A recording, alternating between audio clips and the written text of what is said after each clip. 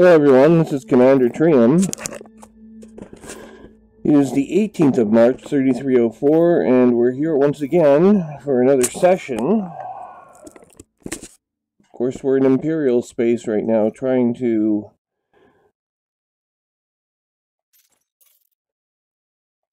establish some cred with the local Imperials in order to gain rank.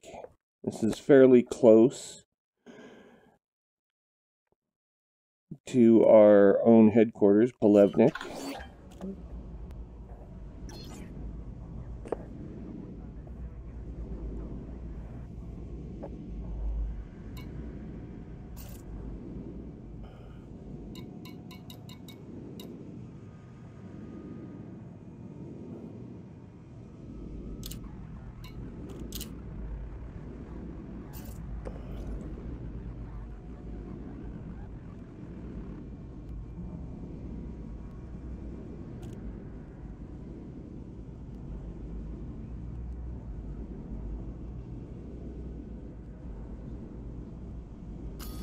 And we'll just see what we can achieve today.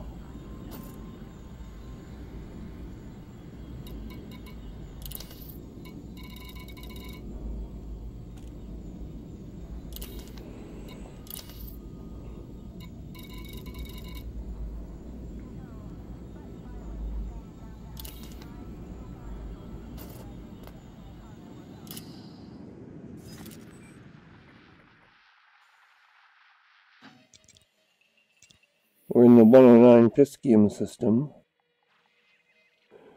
much closer to the Pleiades than we were originally.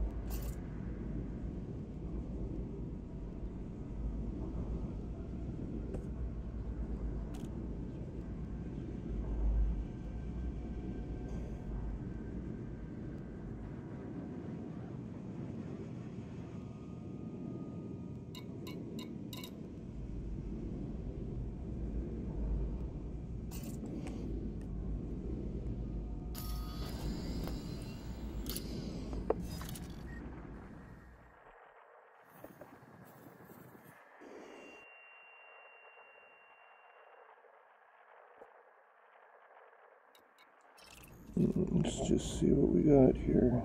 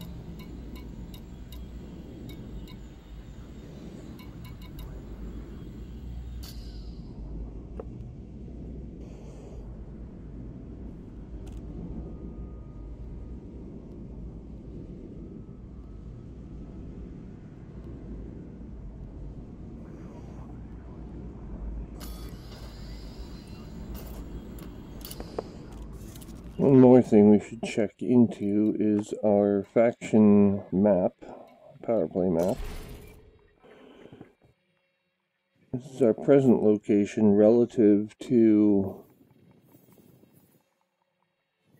Polevnik, and it looks like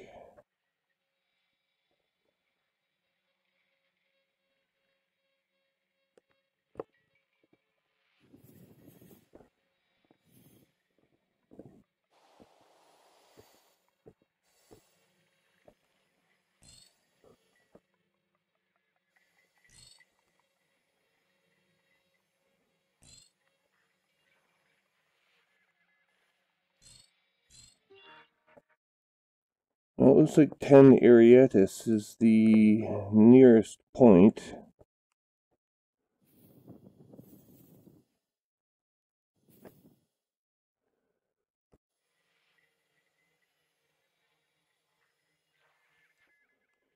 Okay, so we'll concentrate on Imperial rank initially.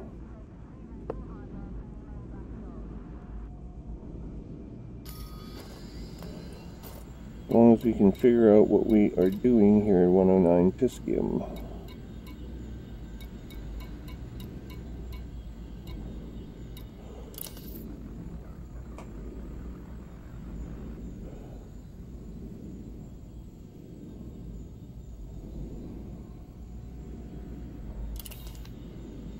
Ceramic composites twice over in... Sorry, I need one here and the other one's in 23 Arietas.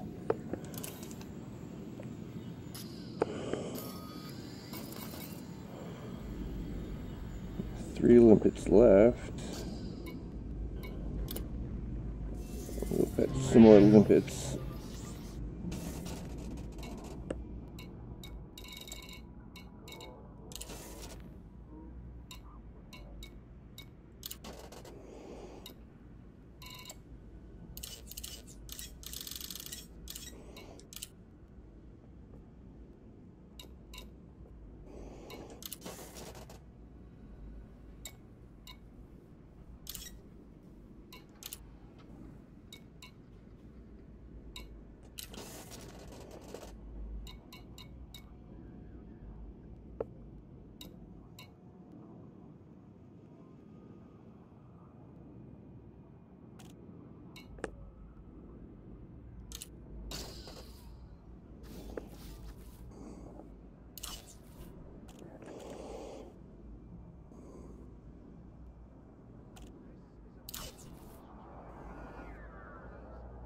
Whoa, Titan 9 Heavy's as low as 65 million credits here.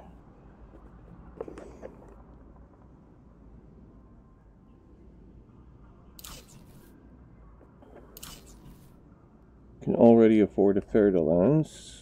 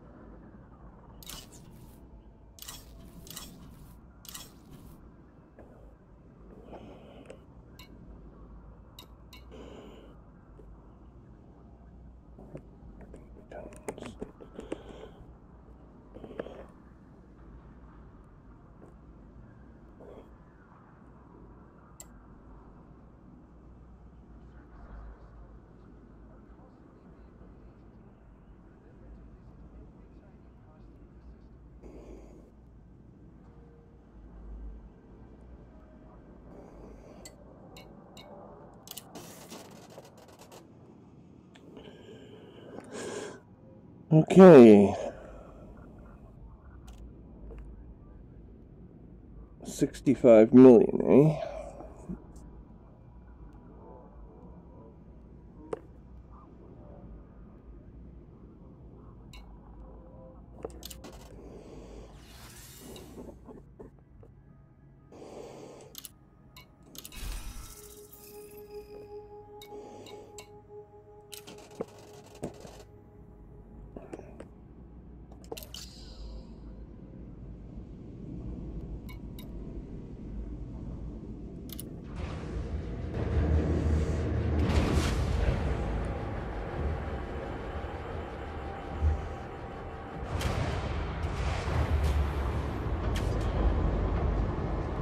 Access to docking facilities requires flight control authorization.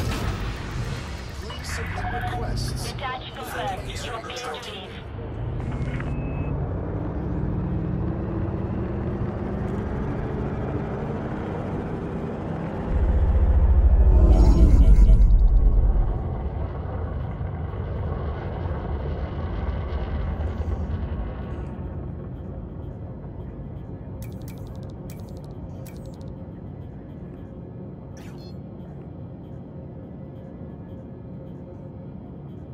Frameshift drive charging.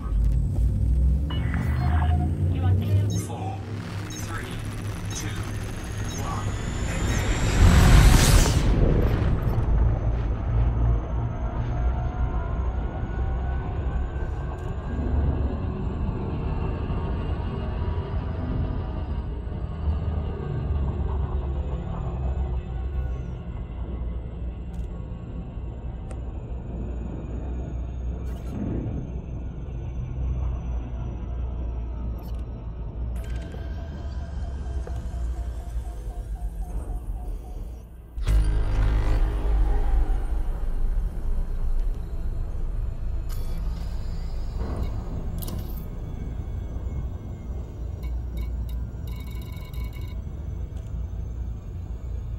5C.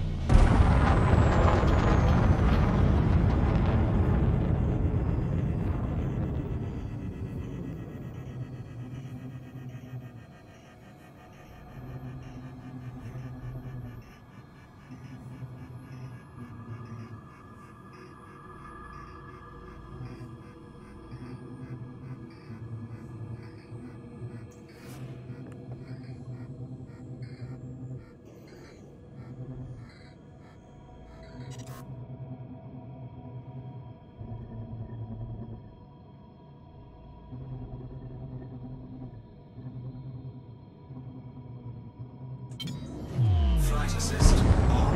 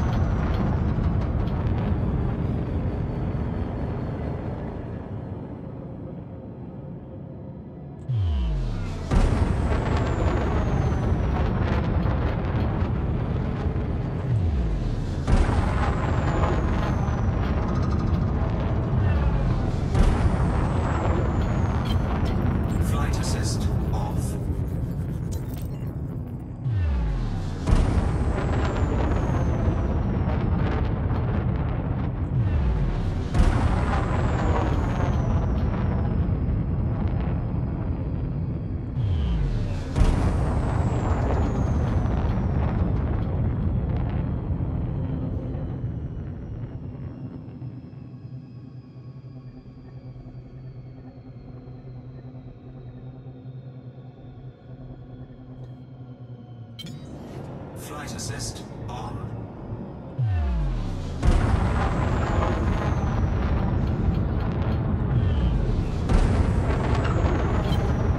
Flight assist off.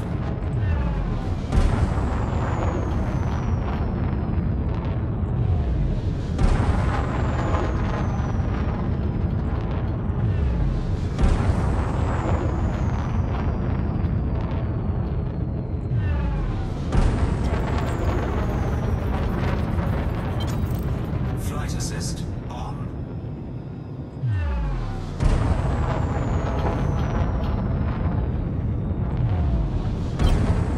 Flight assist off. Flight assist on. Flight assist off.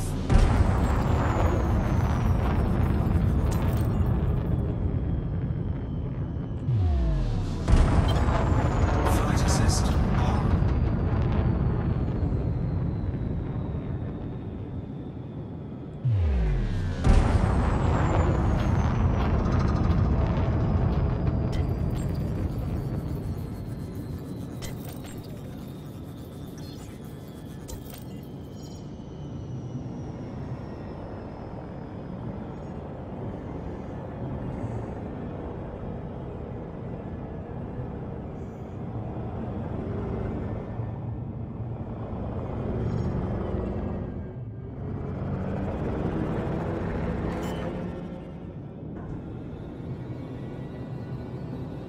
Landing gear deployed.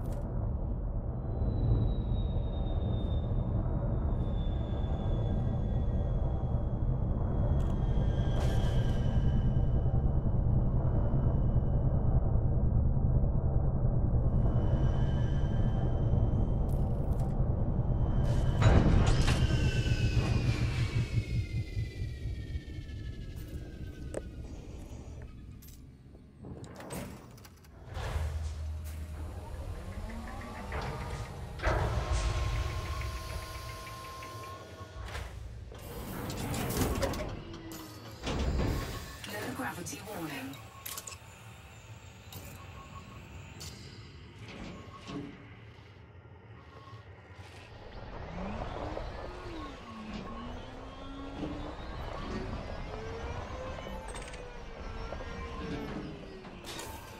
Cargo scoop deployed.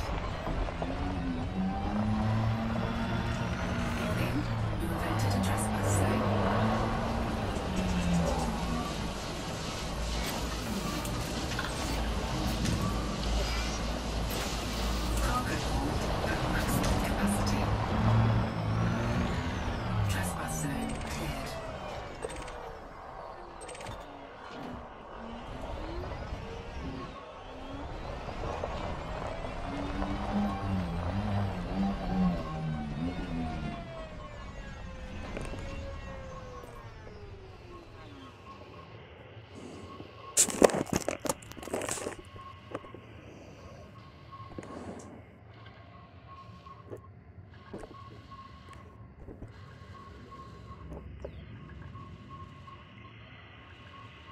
Handbrake is on.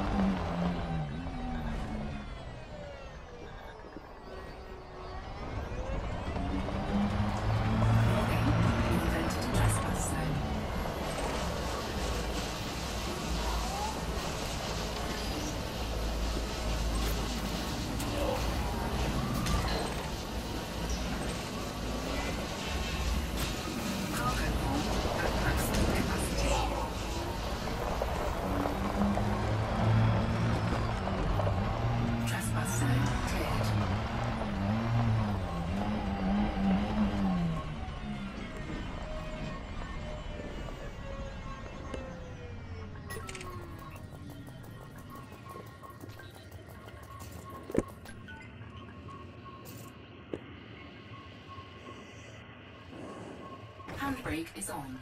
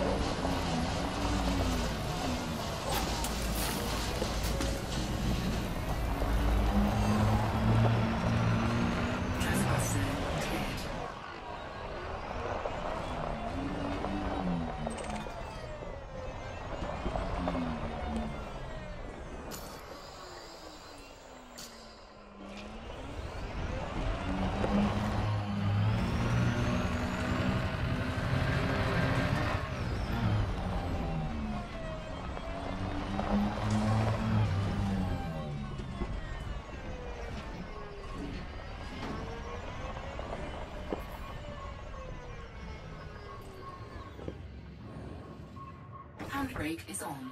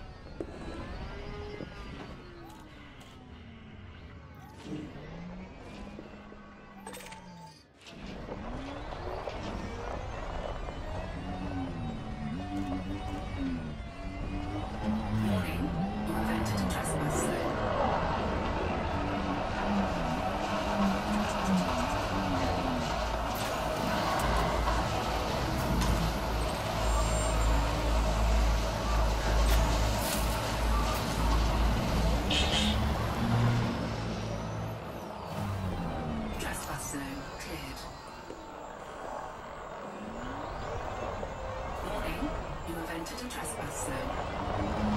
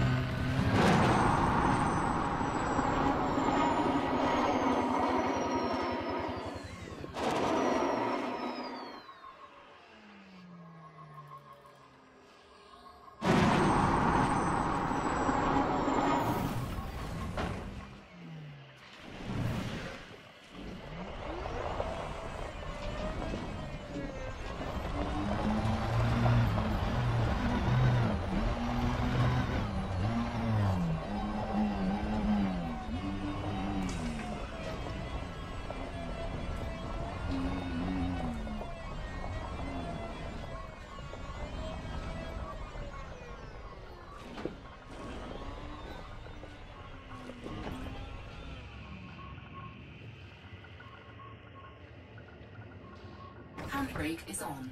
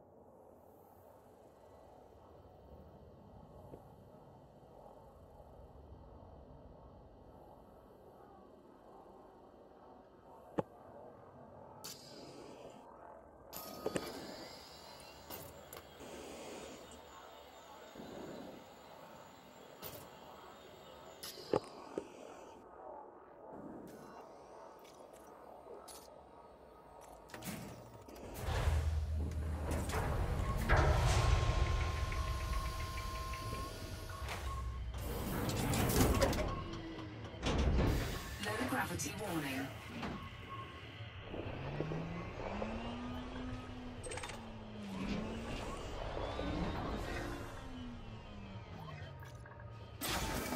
Cargo scoop deployed.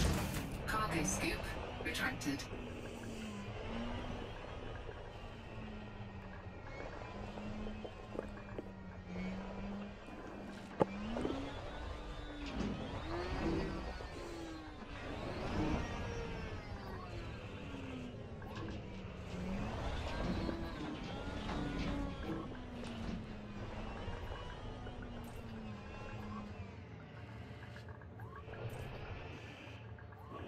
Handbrake is on.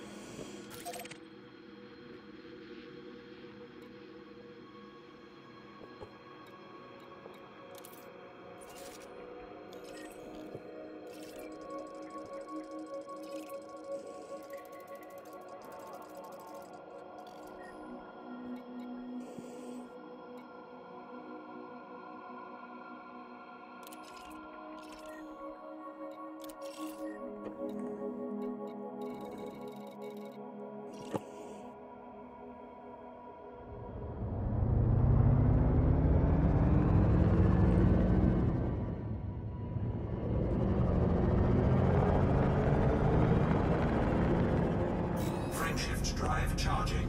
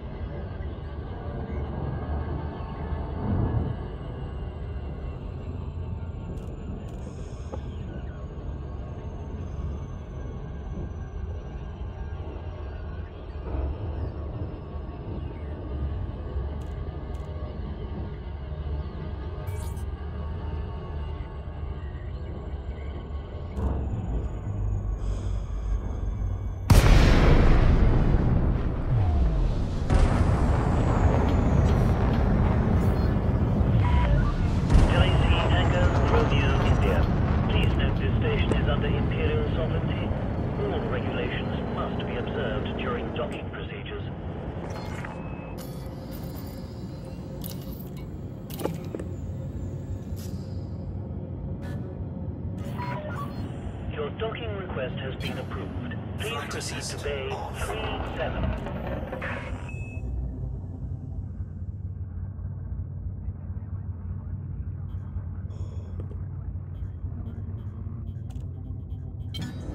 Flight assist on. Scan detected. Scan detected. 5,000 meters from touchdown.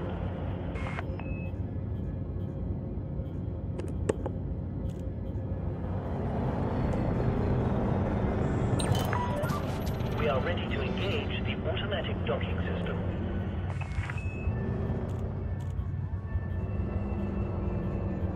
Scan detected.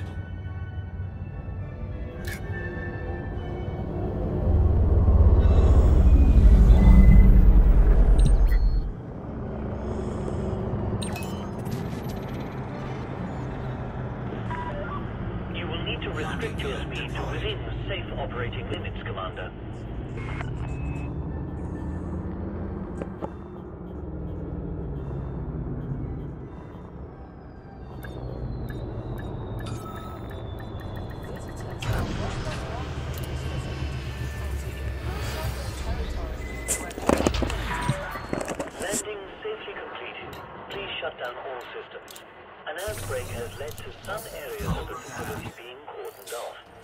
Please continue as normal.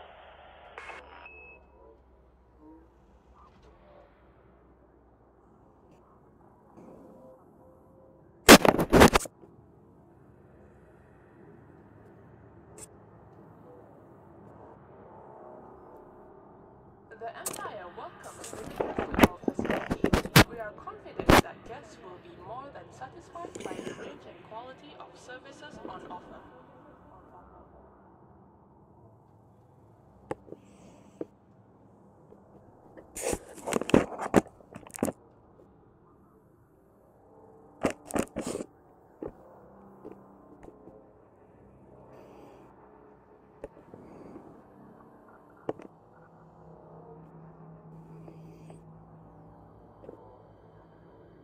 It is with pleasure we are able to inform pilots that the Imperial facility is operational at this facility, ensuring safety and decorum for residents and guests.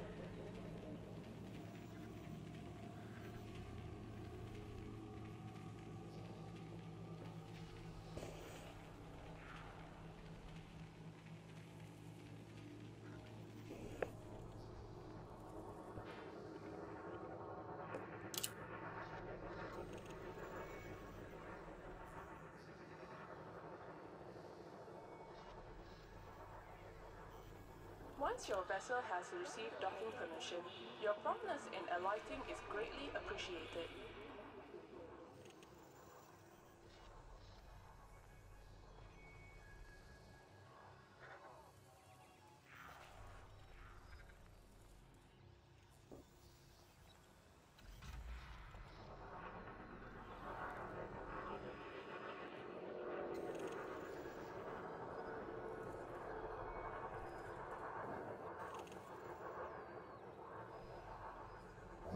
The Empire welcomes visitors to our facilities. We are confident that guests will be more than satisfied by the range and quality of services on offer.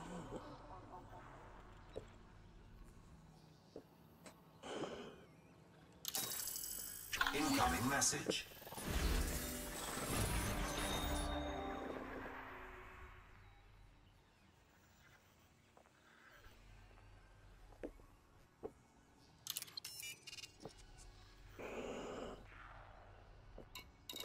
It is with sincere apologies that we must remind commanders, access to the docking bay is restricted to authorized pilots only.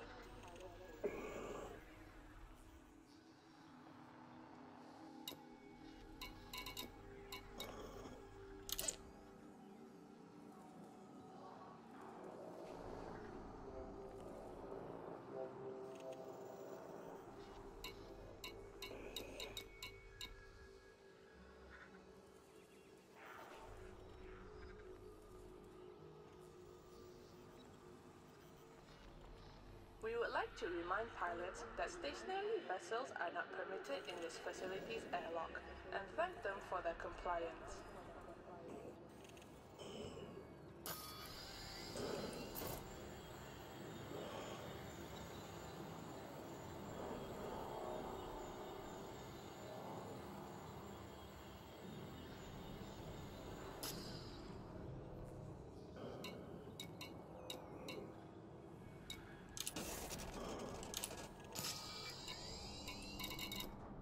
Docking pads are assigned for the benefit of visitors to this facility. We politely request that pilots do not obstruct access to other guests inside the docking bay.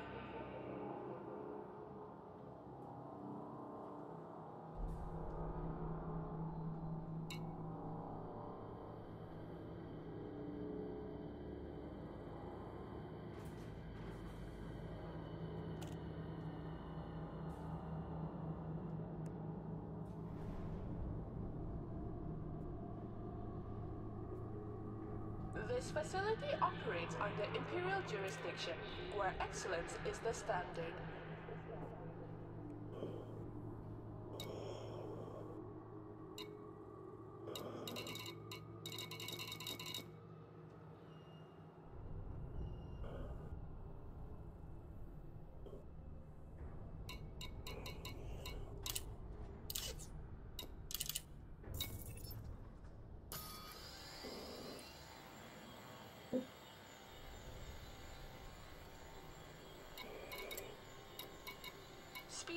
inside the docking bay puts lives at risk.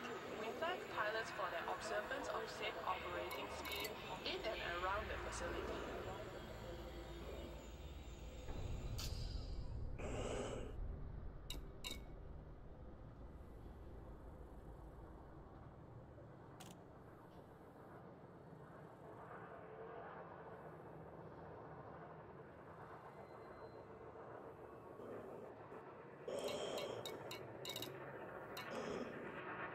We thank commanders for their introducing the airlock of this facility, leaving the flight corridor unobstructed.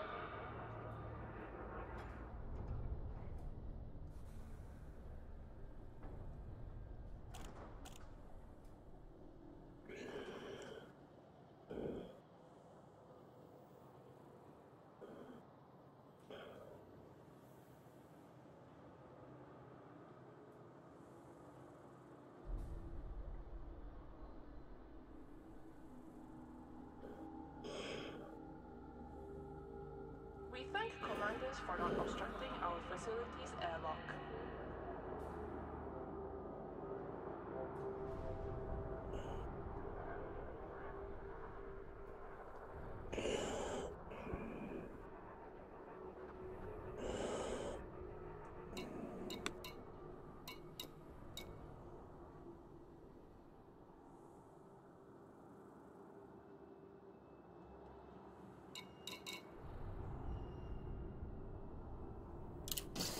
We would like to remind pilots that stationary vessels are not permitted in this facility's airlock, and thank them for their compliance.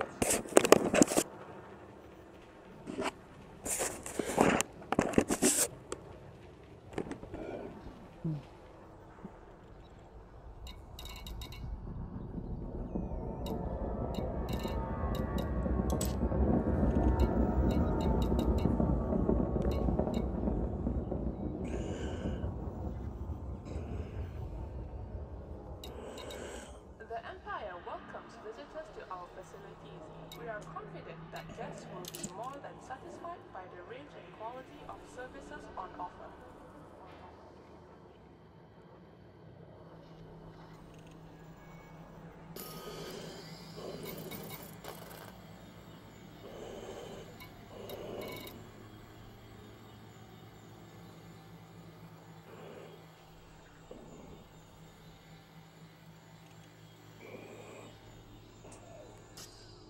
Pilots are gently reminded that the docking bay operates under a time slot traffic system, and thanks them for their punctuality when arriving and leaving the facility.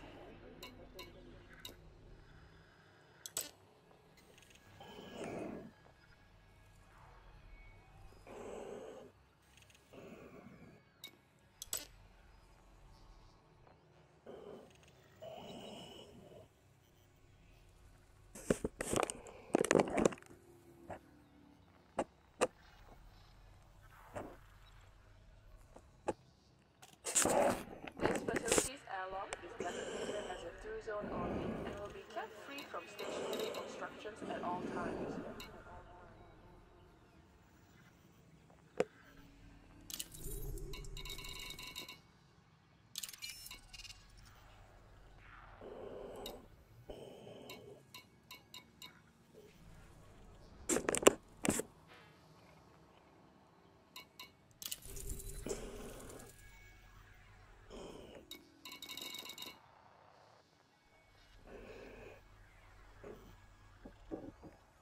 Pilots are cordially reminded to observe facility traffic regulations and avoid obstructing the airlock.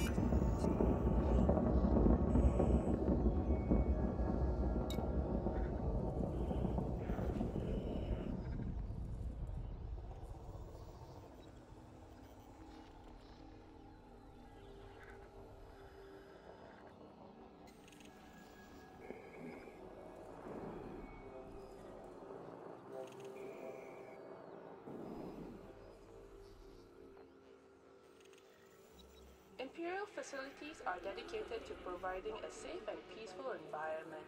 Our security division stands ready to maintain decorum.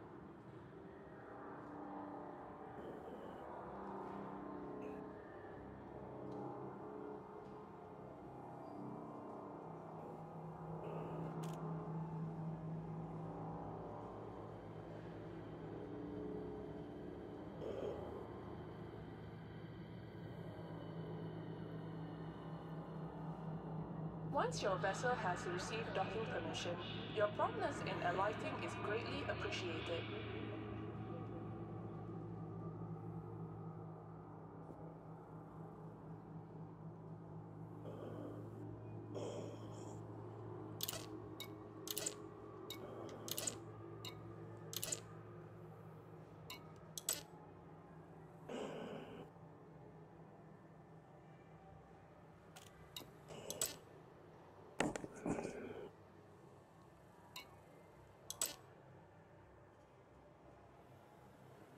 We thank commanders for not obstructing our facility's airlock.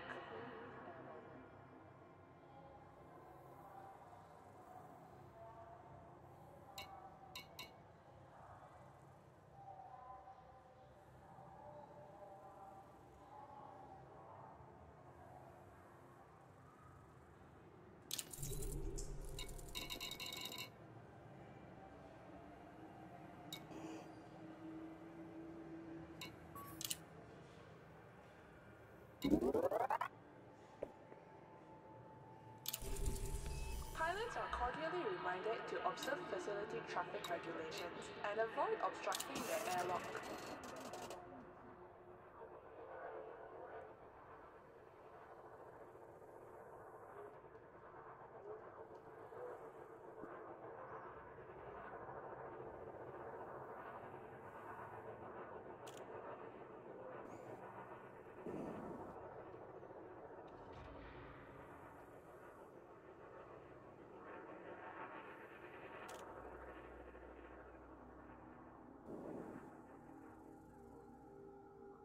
Pilots are gently reminded that the docking bay operates under a time-slot traffic system and thanks them for their punctuality when arriving and leaving the facility.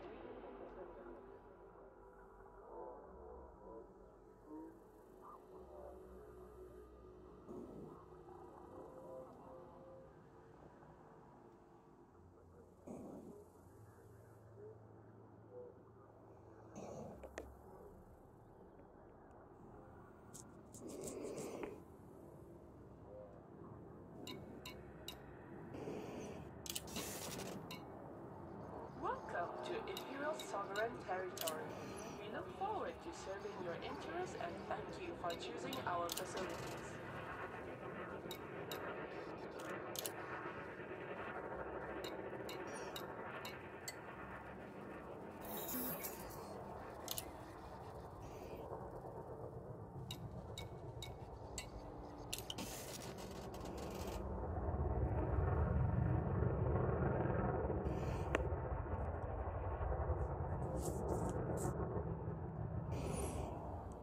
Visitors are reminded that excessive speed in and around this facility is unwelcome and potentially dangerous.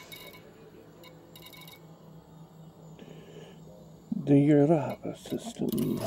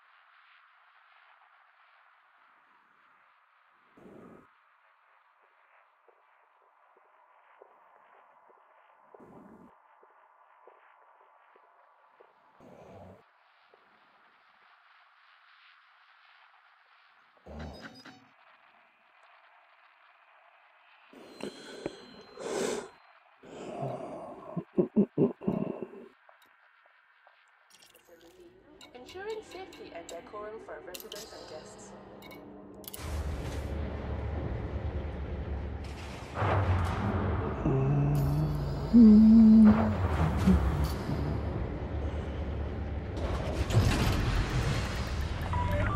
Landing restraints released. Be careful to observe restrictions when leaving the station.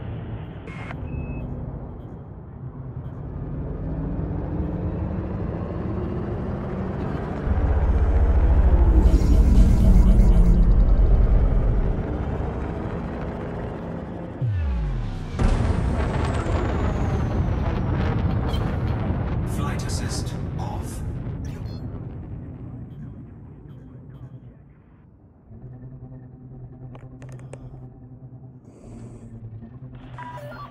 Facility boundary exceeded. Imperial Flight Operations Bureau wishes you well on Flight your assist journey. on. Frameshift drive charging.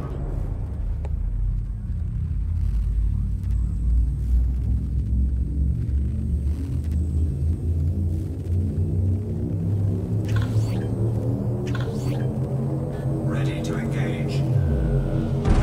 4, 3, 2.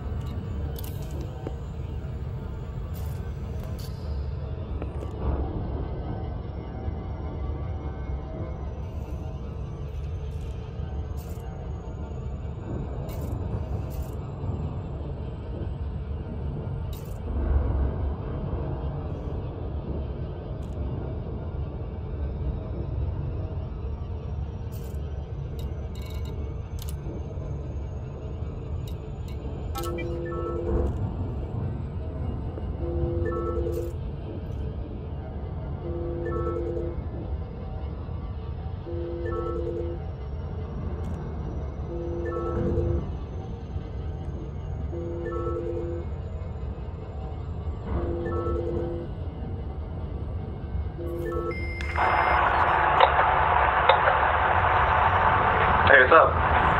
Not too much. Saw that you called yesterday, so I'm returning your call. See how you doing? Yeah. What have you been up to? What happened to Soap Night? What's I've up? not seen him on it forever. What happened to Soap Night? I've not seen him forever. Yeah. I don't know. He seems to have bowed out for now. He may have family obligations or something. I haven't spoken to him. Okay. But sure, we'll The see. microphone, I switched microphones. Is it any better? Yeah, oh yeah, it's a lot better now. There's no whistling at all. I went to USB mouse, so there must be something with that headphone jack or microphone jack on my computer. Yeah. Well, you need to get, like, the type of microphone that works ideally with games is one that basically just captures your voice and no background noise whatsoever, and they're really hard to find, but...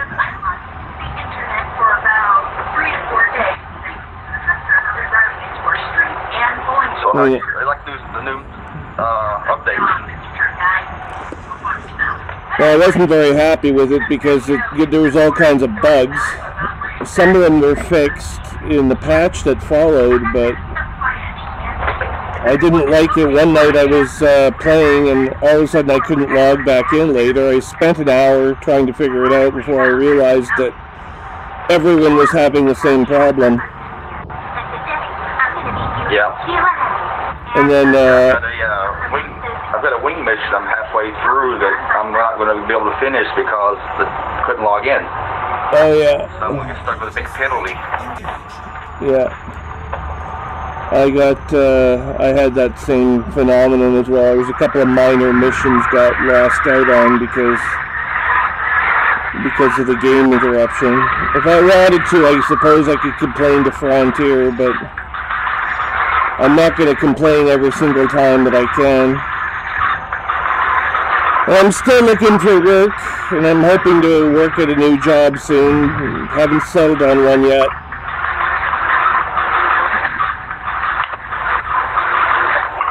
Hopefully, whatever new job I get will last a while. So I thought you were a self-employed contractor. Yeah, but I'm looking at permanent jobs as well, and the last few interviews I've been on have been for permanent work.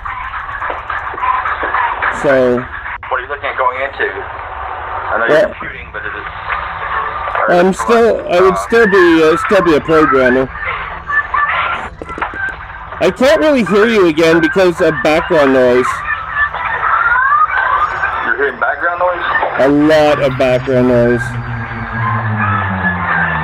Still hearing it now? I can hear you, but it's just that there's so much noise that it's like there's music playing, there's television on, and it's very hard to understand you. My daughter's got a lot going. Can you turn it down with the whole thing? Just give me a second.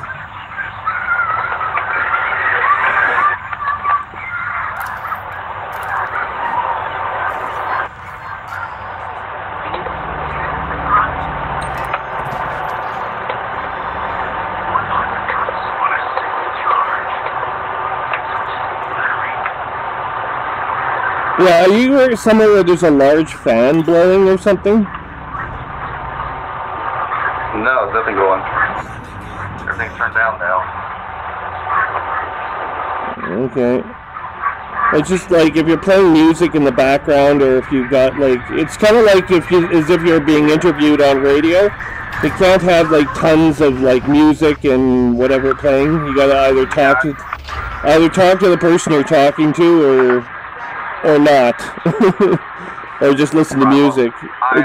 It's got to be one or the other. Yeah, for the most part, I quit using this the Elite Dangerous. I'm using Discord now, and everything works better for most people I talk to. Yeah, probably. I play the game, use Discord, and nothing. I don't have any voice problems, so it's something to do with the game. Yeah. No, the reason I use Elite's in voice is again the VR helmet. It's so I can actually talk to commanders that I see online. Otherwise, Discord, like I'd have to take the VR helmet off, I'd have to look at Discord, find out if they're on there. It's a lot less convenient than just having 2 monitors or 3 monitors and being able to switch from the game back to into Discord and back out again. It's just not the same experience. I don't know. The way I've set my Discord up, I can play the game and push a button and it activates the mic in game. Yeah, no, there are some tools for the VR helmet that will let you display windows inside the VR environment, but I haven't got those loaded, and my computer's, it's powerful, but it's also very small, so a lot of these people also have video boards that let them do recording and whatnot. And I don't have those because they just won't fit inside. They won't fit inside the.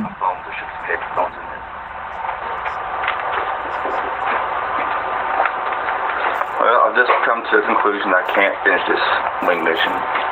1 second, I gotta turn volume down. This is just too loud.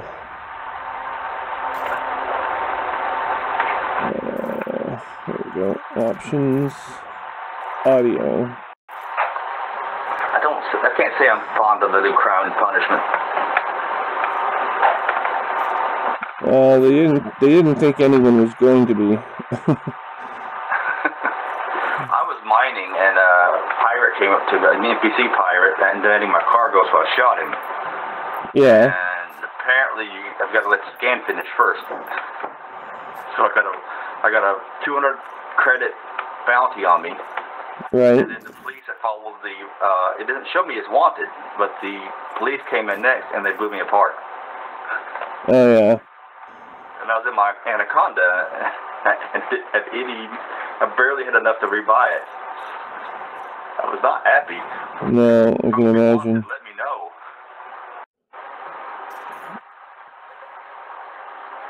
No, I don't want to quit. I want to resume the game. There we go. Yeah, no, I got a whole bunch of missions here. I've been losing passengers like crazy, which doesn't help my rank any, but I'm at 100% Federation Alliance, which kind of sucks in a way because you don't want to be able to not gain any more Federation cred. Although it doesn't seem to really affect anything one way or the other, like... I think if you quit using Federation for a while, your rank will slowly fall down. I noticed that too, but then I got to 100% and it didn't fall anymore. Like right now I'm in the Empire. What's your rank? Ensign. Ensign? Okay. Yeah, I'm like 40% the way to midshipman, so... Once I get to midshipman, I can, I don't know, I guess I can start thinking about the Corvette, but I'm not gonna... After Ensign, it's Lieutenant. Lieutenant, then it Commander, Captain, and Admiral, I think is the way it goes. Yeah, I'm doing these wing missions, and I actually have made myself up to Lieutenant now. I need to be... I don't really see a whole lot of benefit in it.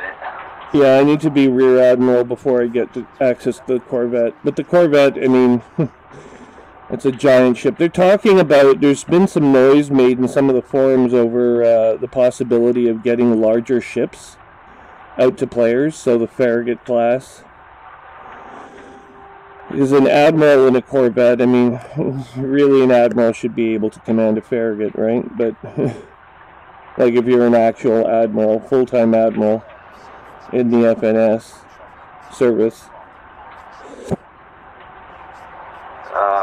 Man, I'm right about to land, and I just got a missions fail, so now my cargo's illegal. Yeah, I got that problem too. I just had, what do I have here? Survival equipment. It's now hot. God, did I land? Did I risk it or not? Oh, but there's a black market here. That's good news. 63,000 bounty. I'm getting into fights periodically. Are you still driving your Anaconda? Well, it's a Python. I haven't got the Conda yet. I'm probably looking at a Type 9 or 10 as my next ship, actually. Because they got fighter... That'd be nice. Well, the Type 10, yeah. The only thing, the Type 9 will now take 2 fighter bays. So you can have 2 crew join you. Like, you can hire them out of the game as NPC crew, and you can have them command fighters. Right, but I think you can only deploy 1 fighter at a time the way the game's set up. Well, of course, yeah. You can only be in one place at one time. You operate the fighters via telepresence from a bridge station, but... I don't know, we'll see. And I'm not going to bother buying a Chieftain. I'm waiting for the crate to come out. We'll see if the crate's of any interest whatsoever, but... Must be fairly shit. Hang on. There we go. I had 28 survival equipment. So I sold some survival equipment on the black market. Oh, and I got my faction's weapon. They're pretty good cannons, but like they're a Type 1 cannon. They do lots of damage for a Type 1 cannon. But you can't engineer them, and they're Type 1s. They're Class 1 weapons. So, unless you're trying to save weight, or if you've only got Class 1 weapon ports, those are the only circumstances where they would be even remotely useful. They're also fixed aim, so you have to be able to fly your ship and fix the aim. So using cannons? I know the plasma accelerators. I like those because they do module damage as well. Oh yeah, they're really nice. The rail cannons are very nice. Rail guns. And the plasma guns. I had a big Type 3 as my primary weapon. I had a plasma gun mounted center on my craft. And if that thing hit you more than a couple times, there wasn't a ship I couldn't blow up. Hitting it twice with that thing. Class 3.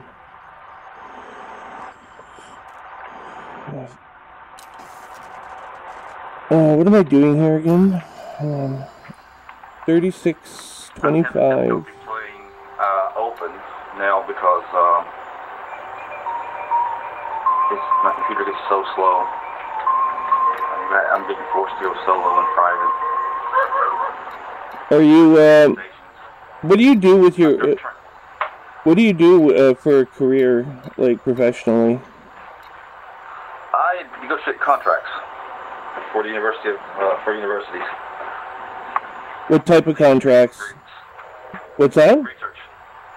Oh, research. Okay. I see. For university, I do the industry research contracts. That sounds. Trials, engineering, those type of things. That sounds stable. It's everything anymore is hit and miss. Yeah. Right now I'm so overloaded. This is my stress relief. Yeah, no, it is for me too. Unfortunately, I escape a little bit too much into fantasy life, and you know, your virtual reality becomes, well, it becomes like the world you want to live in more than the real one. Right. The university, if you want kind of a balance with IT, is probably a good choice.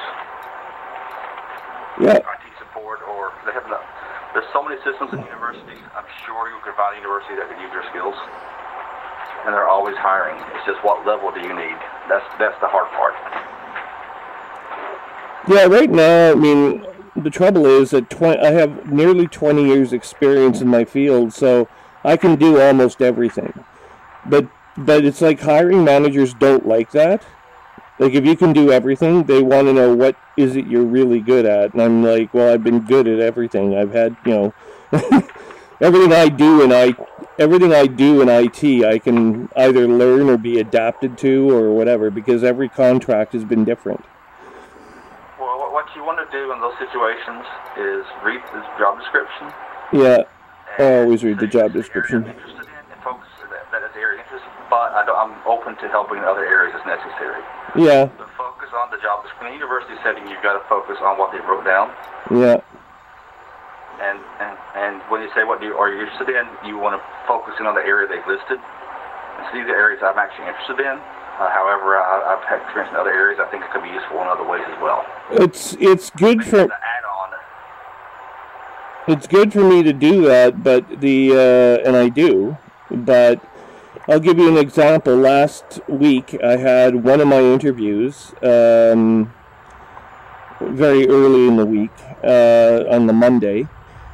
I had an 11 a.m. interview. So I went to the interview, and I met with the individual and chatted with them. They liked me. They seemed to understand. At one point, I said, am I speaking too technical for you, not technical enough? And they said, no, it's perfect. You know, they were themselves not technical, so I had to, that makes it difficult for someone like myself. I can be as technical as you need me to be, discussing what my responsibilities and duties are. So he said it was fine. He goes back to the recruiter later on and gives her a different story and says, oh, he wasn't technical enough. Well, you don't know what the other person's thinking, like what it is they've got on the go in their head. But there's a lot of lying going on in the recruitment sector. People either have people that they want to work the job or whatever, and you in situations like that you end up second guessing yourself, second guessing them, second guessing the recruiter. Someone's not telling the truth in the situation because either I was lied to by the person that interviewed me, which has happened before. I've caught them. And I've also had recruiters lie to me many, many times. And there's no way to fix a problem that no one's giving you, even citing as a problem, much less giving you the citation of what exactly it is that they found amiss. So it's just a very frustrating endeavor. I don't really want to keep going through this right now, and it's a bad time of year to be a contractor right after Christmas. The Christmas months have followed. The Government of Canada, which is the main employer in this city, is just now getting its budgets together for next year. I mean, by summertime, odds are very good I'll be working somewhere, but I don't want to wait till summer. I'm out of money now, Like, I need to start working immediately, pretty much, to be ready for April. So, it's a bit stressful, but as you say, it gives you a release playing this game.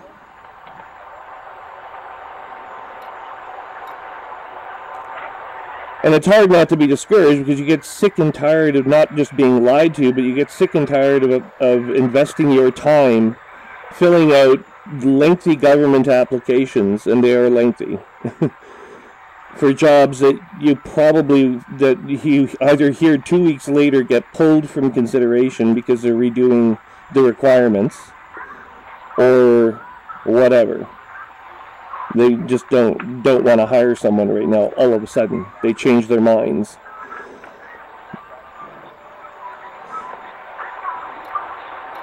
Yeah, it's just the system. I mean, I have a hard time even moving where I'm at because I'm a specialist. Yeah. It's hard to get into the department because everybody knows what I do, and I'm essential, but that doesn't help me get promoted. Yeah, because of course they'd lose you if you got promoted. Yep. Of course, in your situation, it'll happen eventually because someone always dies or moves on, or there's changes at the heart of what happens, but it's very conservative, I'm sure, in your line of work. It doesn't happen quickly. No. My line of work, my choice is basically with another university. Yeah.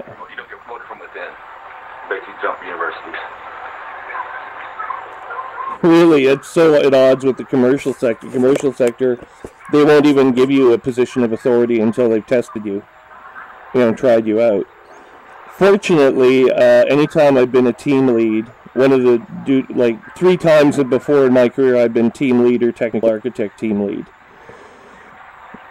And all 3 times I got very good reviews from people on leadership. So you'd think that would make me in demand, but again, the commercial sector doesn't do it that way. They hire only from within, if they can at all.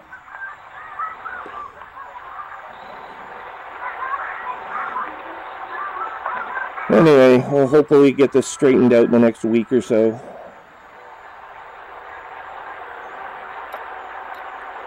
So you're in Canada, right? Yep. Are you trying to universities there? What's that? Not happy. Are you trying the universities there?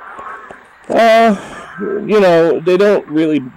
Universities here don't do a very good job of making vacancies known. They don't use the normal mechanisms that commercial sector would use to hire people, and I think that's how they want it. To be honest with you, they would rather have people interested in the institution. But as much as universities intrigue and interest me, I mean, it's not the first place I think of when I consider a job, because I don't know exactly what I'm getting into. And I have applied at local colleges. My cousin works who happens to live in the same city as me, She works at one of the community colleges here locally. And I tried using her as a reference. That didn't go very well, unfortunately, because the community college is underfunded by the government. I mean, chronically, universities and colleges are always fighting about funding. They never have enough. And I come from a family of teachers, so I'm sympathetic more to that argument that, you know, there should be more funding for education. But the priorities of the provincial government that runs them in Canada, it's all provincial, that runs the universities and schools. So Ontario will run its universities, Quebec runs its own, Manitoba runs its own, and so on. And they're very, very different about how they approach things. They also need to get money from the provinces, from provincial tax base, and it's very difficult to do that. Their provinces also happen to be responsible for health care. So those are two of the most expensive things, social programs, that have to be financed. Yep. And in Canada, it's dumped on the provinces, so they're constantly, you hear a lot about it in the news, because they're constantly asking for money from the government, or from people, or the taxpayer, or whoever, to help finance these things. And if they're not financed, well, there's either a brain drain, as there was for Manitoba. The time when I left, I got my degree, and then I left my province. You know, why? Because all the commercial opportunities are in other provinces. Actually, I almost got recruited into the United States. I almost moved into Seattle, and I'm glad I didn't, because the company in Seattle proved to be... Well, the visa application has cost me very dearly at the border. I've been denied commercial access to the United States twice, which now makes it virtually impossible for me to go to the United States for business. If I answer the question that U.S. Customs official says, "What are you doing in the United States?" Well, I'm here under, you know, a TN1 visa for a NAFTA application. They basically will go, "No, you're not," you know, they'll scrutinize everything about my career. They'll say your degree isn't in a related program or whatever, and it can't be appealed. It's a nightmare right now as far as visas go. So it's very tough to cross the border, and otherwise I would work in the States, but that, and 10 years ago I decided, well, if I'm not getting into the States, there's really no reason not to try this. So I went and tried using drugs at one point at a party, and I got caught. So now there's a record of an admitted conviction for a minor possession charge. Well, in Canada, no one cares. Like, there hasn't been a problem getting a job here whatsoever. But in the States, that's a different matter. Crossing the border means I have to write to Homeland, I have to pay the U.S. government an extra $600 every year from now till the day I die, or I can't get into the United States even for recreational purpose. Fortunately, I have no burning desire to visit the United States. It would be nice, but it's not like, I'm not going to lose any sleep over it. And, you know, the Europeans don't give a shit either, so the United States is the only country that seems to care about this record. It is pretty screwed up. Yeah, I have a buddy who moved to Canada because he couldn't use visa. Worried about, he still worked remotely, but I don't know how it's going to play out. What's that? I didn't catch that last part. He's working remotely in Canada because of visa status. He's from India. And I see. He'll never get it. Well, He's working a green card, but his visa came with rule, and it's just like, this is getting ridiculous. I can become a Canadian citizen quicker than I can an American. They could on that route. As a Canadian citizen, you can get it much quicker than you can as an Indian. Yeah, well, I would think, I know that the American citizens who apply to become Canadians have, like, to become if you're an American and you want to become a Canadian citizen, to become naturalized here, you have to live here physically for 5 years. And getting through that first step, you know, despite the fact of the two countries are, you know, allies and the works, right? Like, we're very, very close. There are even family relationships that crisscross the border like crazy. It is still embarrassingly difficult for one member of one society to work in another or to even visit sometimes.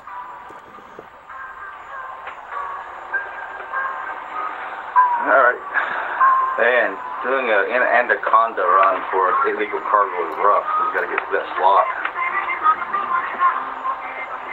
I'm getting scans just coming into the dock. I have a docking computer. I can't hear you over that music. I'm sorry to harp about the music again, but I can't hear you. There is no music. I hear music clearly coming through.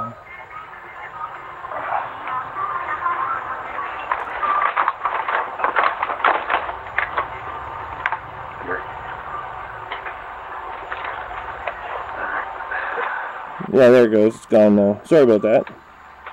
I don't know if it's... My daughter said you put the headphones in yet, so I don't know what it is. I don't know. For a while there was ample... I can still hear it faintly, but it really interferes with my ability to hear anything.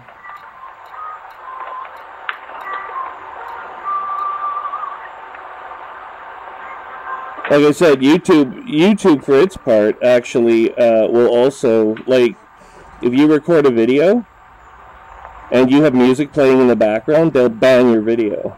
It gets that bad for people, where YouTube will just go like, no, your video is not getting published.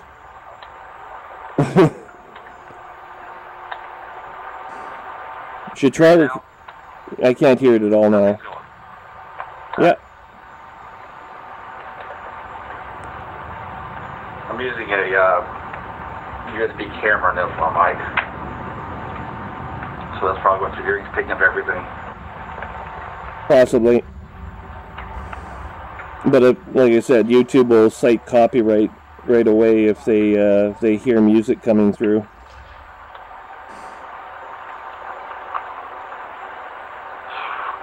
$4 million fine now. It's ridiculous. It only paid 1.2 and they charged me $4 million penalty. I'm done with the wing missions. It makes no sense anymore. This game's getting to the point it's getting next to impossible to actually enjoy it. No, I mean, they can have a lot of the mission requirements are just out of whack. Like, you have to get 1,000 cargo between one star and another, and they'll pay you like 300,000 credits. And it's like, most of us only carry about 128 units of cargo at a time, so 1,000 is over, something like 10 trips for one individual. They want you to have a wingman to help, but that's still 5 trips between both of you, going back and forth. Well, if you have a full four people winging with you, it's just not fun either. It's not a fun game mechanic. It depends. I've had 3. 3 for me in this game is ideal. I was in a wing of 3 with the Guardian missions. That was fine. You fail one, and suddenly basically the 3 missions you did before that took all day are useless because you just pay your fine. If you have a fine, yeah, it's true, I guess. And this is going to pay $1.2 million, and I've got a $4,900,000 penalty. I just don't understand the math they're using. It depends. How many credits a fine will cost vary under circumstances. Depends who you pissed off and why. Well, I guess I better factor in the fact that I had a 400 and some tons of gold I just sold the black market. Yeah, if you sell to the black market and they know that it's stolen, if it's marked stolen on the product, that can drive up the cost tremendously. And something like gold, like where you're going to profit, you know, you're going to get it makes a little more sense not factor in that. a million credits that way will quickly earn you, you know, 100,000. I'm sure 100,000 to 150,000 credits and fines just on its own.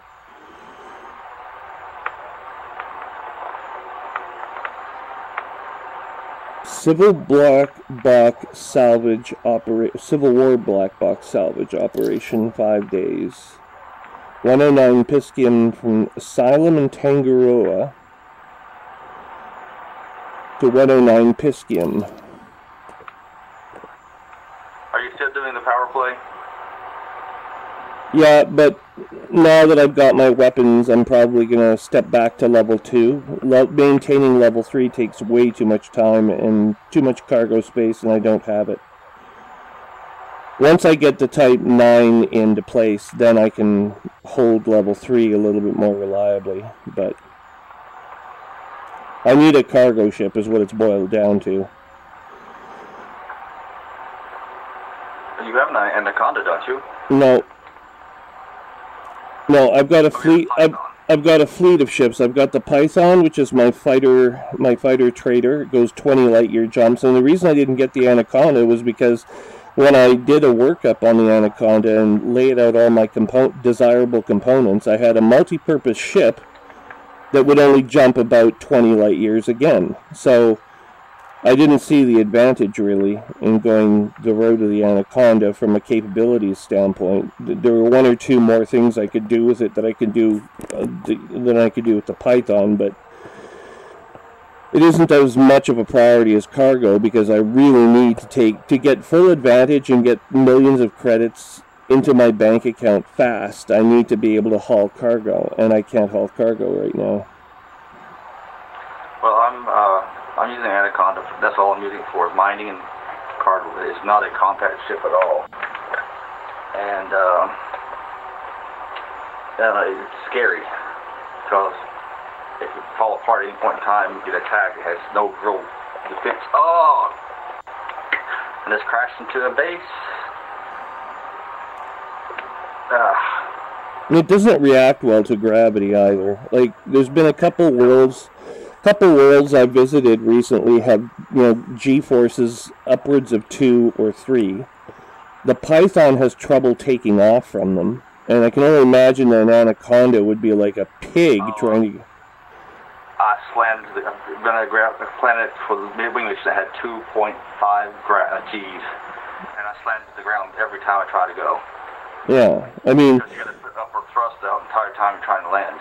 If you go to the Akinar system, there's a world there with 6G that people joke you never take an Anaconda there because the docking computer, even if you equip your Anaconda with the docking computer, it's impossible. It won't land it properly. It'll just keep bouncing it off the surface until it's destroyed. Like a rubber ball. It didn't do very good on the 2.1 either. I just slammed to the ground at 20% damage to mine just then. Yeah, well, you won't lose it, no, because it's quite large, but at the same time, you end up paying, hundreds of thousands of credits on every landing attempt getting your ship fixed again. That plus, you have to worry about,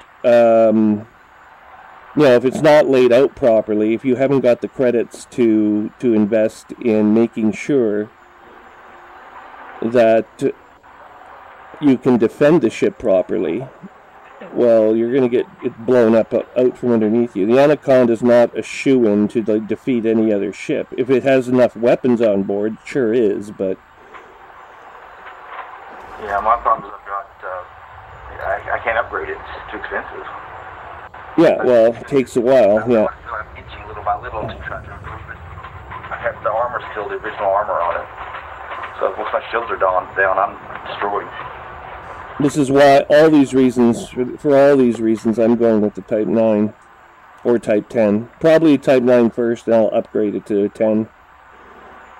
Well, really noticing, though, I'm missing the most is the medium pads. Then shit that just lands on large pads, it just limits you so much where you can go. And when you get in any type of trouble, Yeah. it's kind of really in a bad spot. You can't go to a little outpost and land on it. You have to go to a major platform and get chance risk of being scanned and destroyed. Yeah, well, you got to be law-abiding. I play the game pretty much law-abiding right through and through. The only time I make the odd run of narcotics somewhere, but as a general rule, I don't break the law. I agree, but right now, my Anaconda is wanted because I failed to complete a wing mission, or at least going to have a crime on it. Yeah. Well, I mean, it's not like narcotics are somehow a lot of money anyway, like in the real world. In this world, if you make a run of narcotics, the only reason I have for like running narcotics is just so I can claim, yes, I have a ton of cocaine in my cargo hold. Just to say that. I think it's pretty damn funny, but not everyone does. How do you sneak it in? What's that? How do you sneak it in? Well, it's how you fly into the starport, right? If you have a large craft or a medium craft like I do, I can still land. There's one, usually those stations, you have one medium landing port. So as long as it's not occupied, I can sneak that one in pretty good. The planet-side bases, they'll take a large craft, I'm told, sometimes, not always. Yeah, they're like stations. You have some bigger ports, some not. But otherwise, yeah, you got to stick to the star bases with the Anaconda. And I don't know what the rules are going to be with the Type 9 and 10. I think those are also probably large. You need a large... Have you done any deep space exploring yet? Any what? Deep space exploring. Oh, yeah. The one I went just recently, I went 150 jumps out, and I was able to find some Virgin systems, so they're all in my name now. Yeah. Plans are terraformable, and I ended up collecting $17 million off of it, or credits off of it. Yeah, I had a similar experience. Something to look at. I had a rimward of where the core worlds are. I had an experience where I got 5,000 light years away, and I discovered some neutron stars that no one else had been to before. So I get my name on those, on their planets, and it's a neutron star, so it will be a hub for transportation in the future. And you were able to sell it back? I was able to sell it back, yeah, for quite a bit of coin. But I actually don't even know what they were worth, because I just took, like, there were several pages of planets and that were newly discovered, and there was like, I think I went through 9 or 10 pages worth of data. Each one of those pages like was worth 2 million credits minimum. So, I mean, I made 20 million credits off the run, so, I mean, you can make a lot of money off of exploring, no question. But it also took 3 weeks to do it, so, and you have to... That was the downside. I was out for like 2 weeks. You have to be very, very careful, because if you're out there that long, well, your ship, you know, you're out of heat sinks, and I didn't have the capacity to build any more heat sinks. There were no depots, no bases, no human civilization at all. And I was in a Asp Explorer, I think, at the time. And, you know, it came back into human space pretty beaten up. And there was no repairs until I got to a major starport, so... I knew about 4 days out that I was going to probably make it. I was certain I was going to make it within 2 days of arriving back in human space. But it was touch and go there for a while.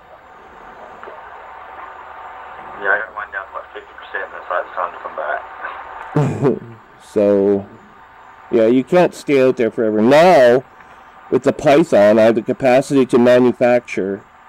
Well, first of all, it jumps only 20 light years. I've got to ship a Diamondback Explorer that I have configured, laid out properly with a couple of module swaps. I can configure it to go 50 light years with full shields still attached.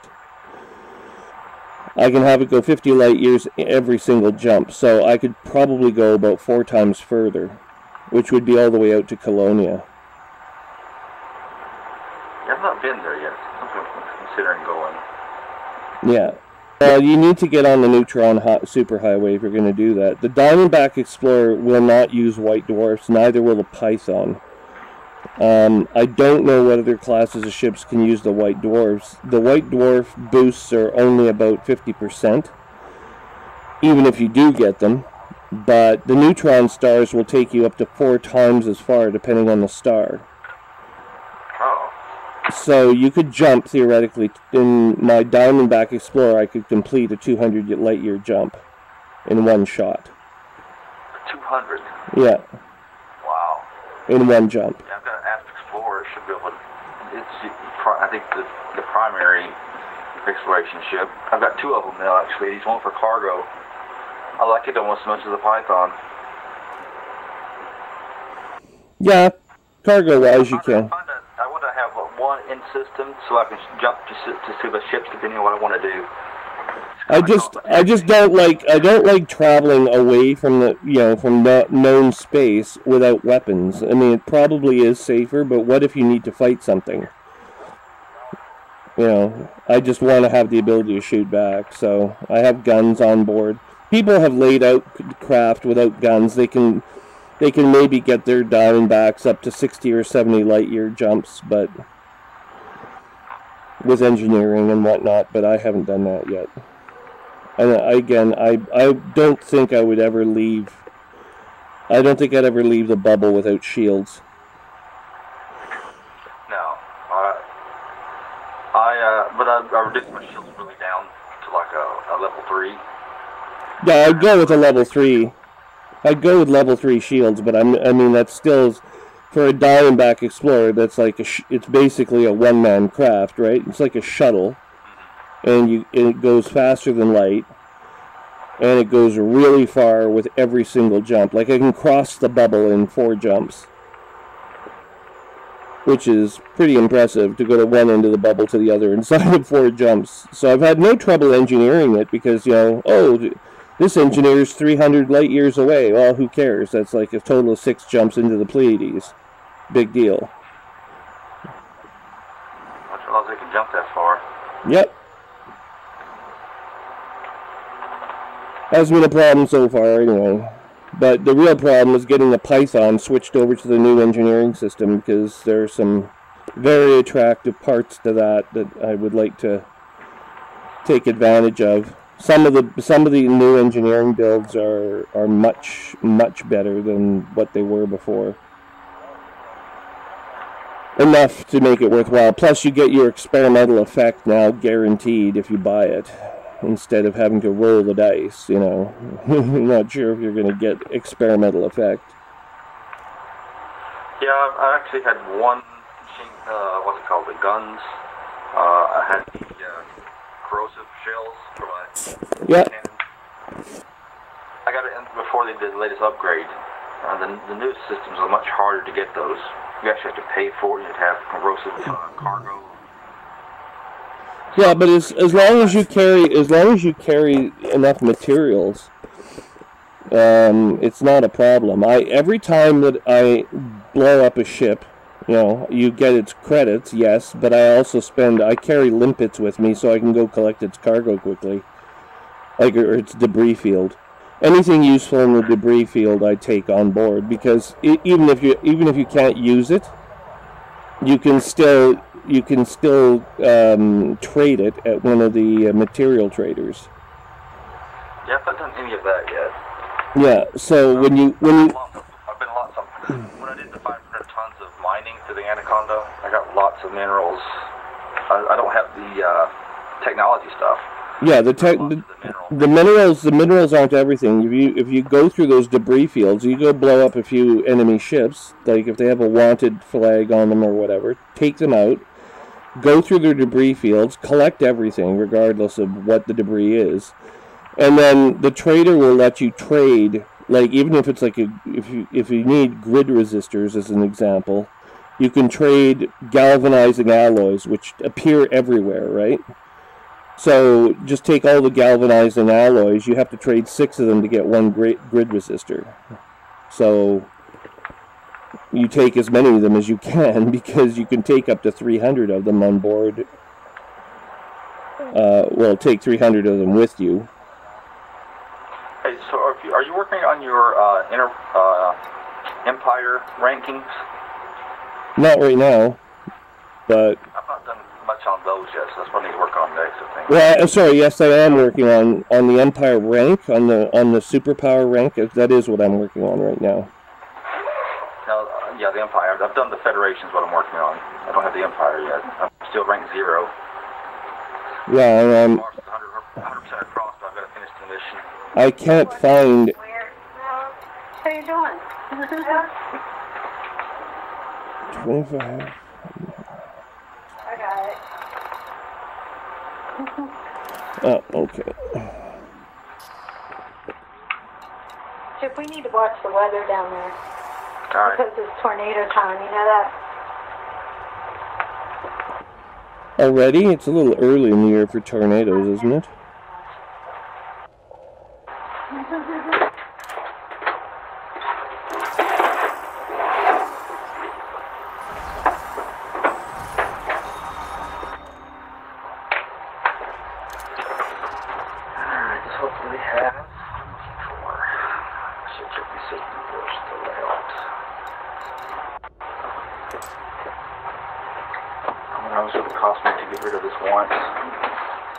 It's balancing.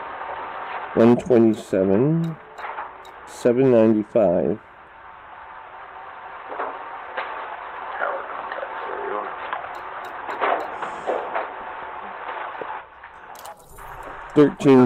Trianguli. One of these missions. Last time I felt one of these missions that dumped the cargo. That's on the left. It was still in black market, so we could cover from the call.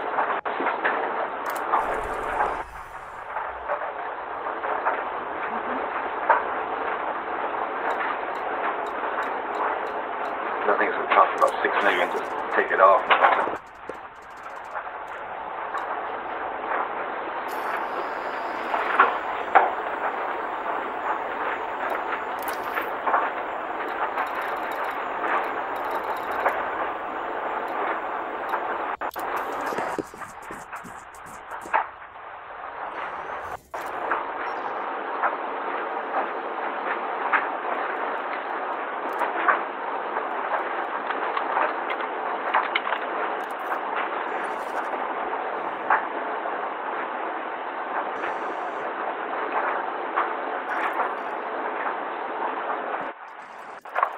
Oh no.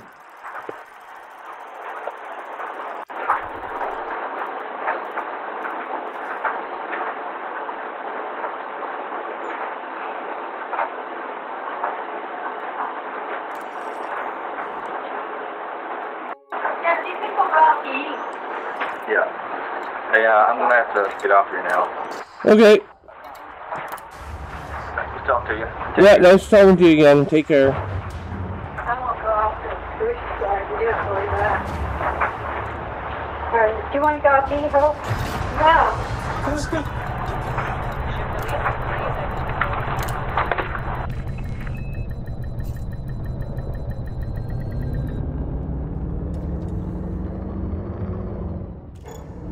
Cargo scoop retracted.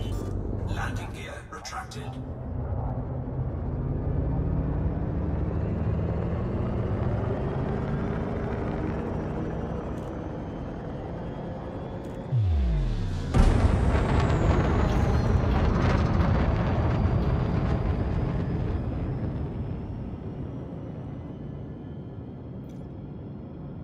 Frameshift drive charging. Please resume on-ship navigation. This is FM. FFC, signing off.